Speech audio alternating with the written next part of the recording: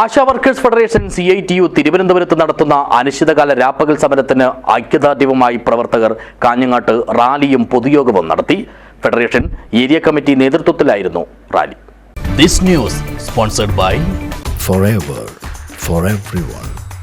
Shobhika Weddings, Big Mall, Kanyanad, Kozhikode, Koilandi and Kutyadi.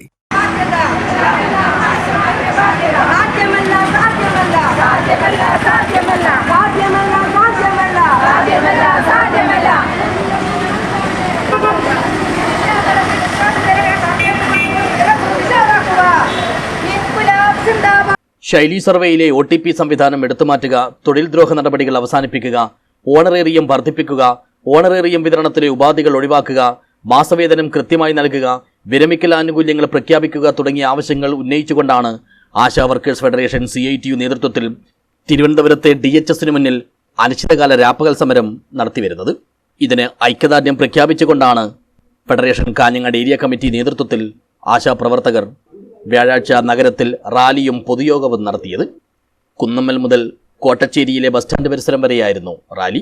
തുടർന്ന് നടത്തിയ പൊതുയോഗം CITU സംസ്ഥാന കമ്മിറ്റി അംഗം A. മാധവൻ ഉദ്ഘാടനം ചെയ്തു.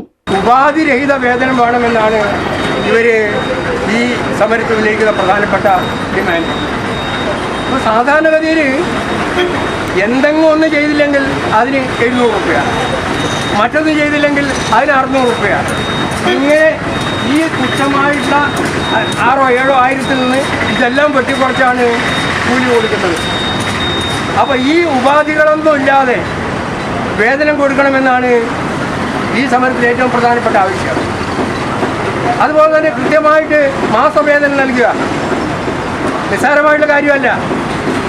എല്ലാ പണിയെടുക്കുന്നവർക്കും കൂലിയുണ്ട്.